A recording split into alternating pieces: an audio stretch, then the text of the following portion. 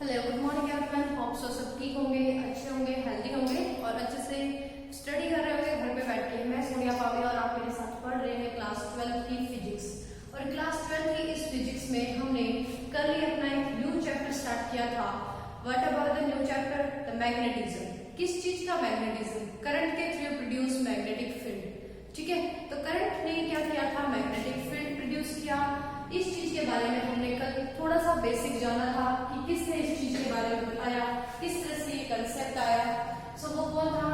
ऑस्टर्ड crystal. आपको सबको याद होगा ऑस्टर्ड ने अपने इसमें प्रिंसिपल में क्या बताया था। एक बार हम थोड़ा सा रिवाइज कर लेते हैं कि ऑस्टर्ड ने अपने इस प्रिंसिपल में क्या बताया था कि कोई भी इलेक्ट्रिक करंट है, ठीक है, इलेक्ट्रिक करंट जब किसी कंडक्टर से फ्लो करेगा तो ये क्या देगा? मैग्नेटिक फील्ड प्रोड्यूस करेगा।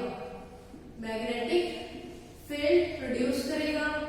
दूसरी चीज, मैग्नेटिक फील्ड की डायरेक्शन के बारे में बताया। तो मैग्नेटिक फील्ड की डायरेक्शन किस पे डिपेंड करती है?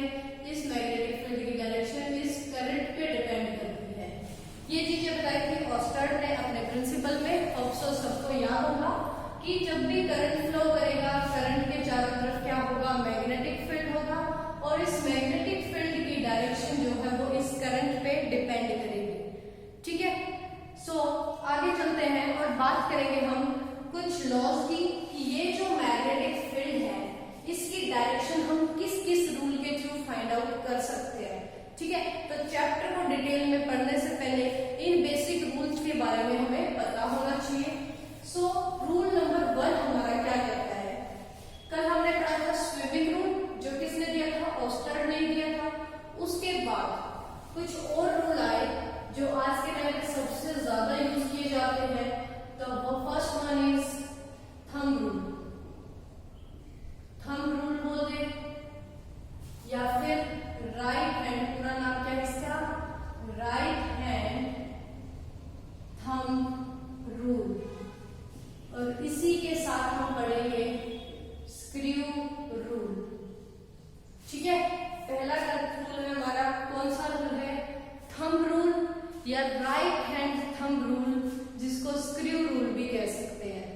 क्या कहता है ये रूल? पहले हम इसको थंब पे परफॉर्म करेंगे, फिर स्क्रू के ऊपर देखेंगे कि कैसे है। ये रूल कहता है कि सपोज कीजिए करंट इस डायरेक्शन में प्लेस फ्लो कर रहा है। ठीक है, कि करंट की डायरेक्शन क्या है? ऐसे है। तो आपने करना क्या है? अपना राइट हैंड लीजिए, राइट हैंड के थंब को इस करंट की डायरेक्शन में प्लेस कीजिए। करंट ऊपर की तरफ था तो हमने थंब को ऊपर की तरफ प्लेस कर दिया। ठीक है, क्या करना है? राइट हैंड लेना है, राइट हैंड के थंब को करंट की डायरेक्शन में प्लेस करना है और फिर इन फिंगर्स को ऐसे कर्ल करना है। तो देखिए फिंगर्स कैसे आ रही है? अगर मेरा हाथ ऐसे है तो फिंगर की कर्लिंग क्या है? ऐसे। ठीक है, हाथ को ऐसे बंद करते हुए लाना है, ऐसे थंब की डायरेक्शन करंट की डायरेक्शन में हो गई। फिर फिंगर को मैं ऐसे कर्ल कर रही हूँ। तो कैसे आ रही कर्लिंग? उधर से इस तरफ। कहां से कहां? यहां से इस तरफ ऐसे आ रही है। ठीक है, तो इसका मतलब क्या है कि ये क्या है मेरा करंट? तो करंट को उनकी डायरेक्शन में क्या प्लेस किया? थंब। फिर फिंगर्स को कर्ल किया, तो इन कर्लिंग फिंगर ने किसकी डायरेक्शन दी? मैग्नेटिक फील्ड की। किसकी डायरेक्शन आ गई है? मैग्नेटिक फील्ड की। होप सो सबको समझ आया होगा क्या किया हमने। सपोज कीजिए करंट आपका इस डायरेक्शन में है, तो आपने अपना राइट हैंड लेना है, थंब को करंट की डायरेक्शन में प्लेस करना है और फिंगर को मूव करके देखिए क्या हो रहा है? नीचे की तरफ जा रहा है। ठीक है, नीचे की तरफ, यहां से नीचे की तरफ ऐसे इस डायरेक्शन में आ रहा है क्या? Magnetic field. ठीक है, जैसे मेरे पास ये है कोई कंडक्टर और मैं कह रही हूँ करंट इस डायरेक्शन में निकल रहा है, जिस डायरेक्शन में पिन है। ठीक है, ऐसे करंट निकल रहा है, तो मैंने थंब को इस करंट की डायरेक्शन में रखा, फिंगर को ऐसे रोटेट किया, तो मुझे क्या पता चला? मैग्नेटिक फील्ड भी इसके चारों तरफ ऐसे है। ठीक है, जिस डायरेक्शन में फिंगर मूव करके आएंगी उसी डायरेक्शन में हमारा करंट होगा, मैग्नेटिक फील्ड होगा। ठीक है, तो थंब रूल की statement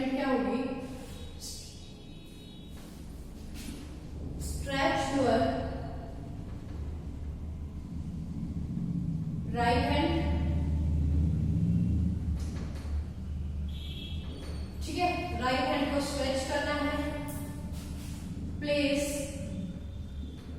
thumb in direction of current, thumb को प्लेस करना है किसकी डायरेक्शन में, करंट की डायरेक्शन में। देन तब क्या होगा, the curling finger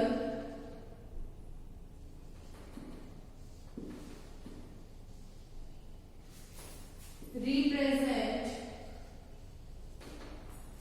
the direction of magnetic field।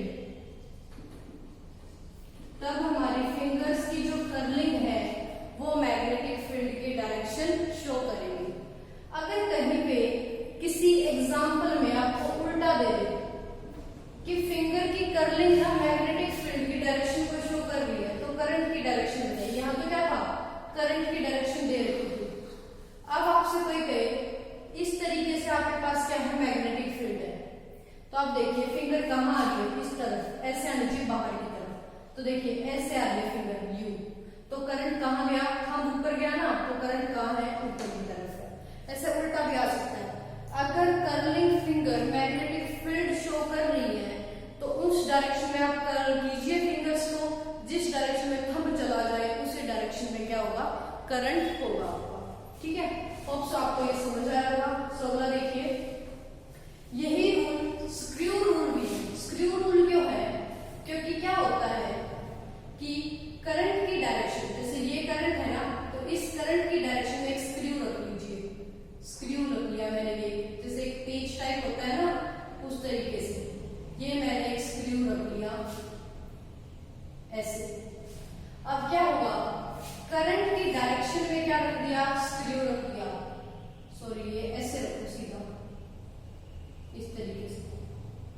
जब आपने करंट की डायरेक्शन में स्क्रू को रखा तो ये स्क्रू क्या करेगा, मूव करेगा। ठीक है, क्यों, क्योंकि ये क्या मैग्नेट का बना हुआ, तो ये तो रोटेट करेगा क्योंकि यहाँ पे मैग्नेटिक फील्ड है, तो इसके क्या करेगा, रोटेट करना शुरू करेगा। तो इसकी रोटेशन जिस डायरेक्शन में होगी, ये ऐसे रोटेट कर रहा है ऐसे, तो हम कहेंगे इसी तरह से मैग्नेटिक फील्ड रोटेट कर रहा है। अगर ये ऐसे रोटेट करना शुरू करे तो हम कहेंगे ये इसी तरह से क्या कर रहा है, मैग्नेटिक फील्ड रोटेट कर रहा है। तो करना क्या है, स्क्रू को प्लेस करना है किसके डायरेक्शन में, करंट की डायरेक्शन में, और इसकी जो रोटेशन है जिस डायरेक्शन में ये रोटेट करेगा उसी डायरेक्शन में क्या होगा, मैग्नेटिक फील्ड होगा। होप सो फर्स्ट रूल सबको समझ आया होगा। सो आगे चलते हैं, आगे बात करेंगे। इसके बाद दो और रूल हमारे पास अवेलेबल है। One is Fleming right hand rule and second is Fleming left hand rule. ठीक है, Fleming right hand rule and Fleming left hand rule.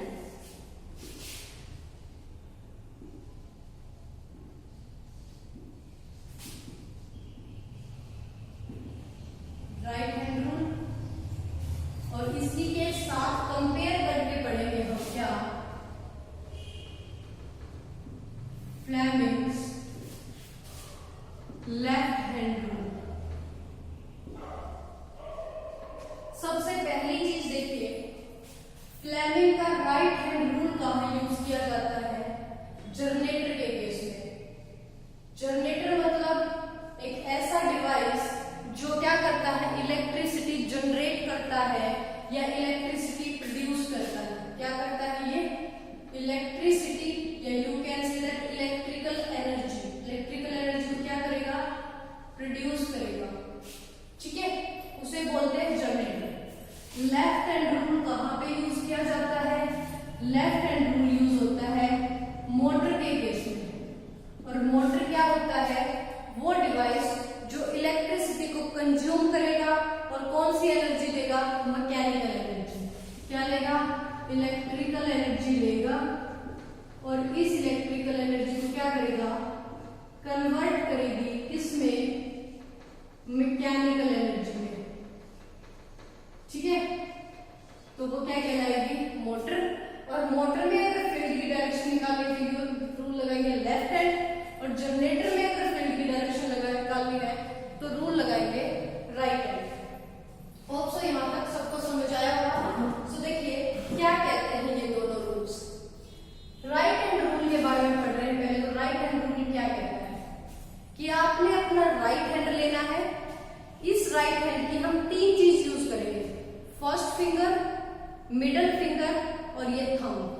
ये 3 चीज हमने ले ली, बाकी 2 को फोल्ड कर दो।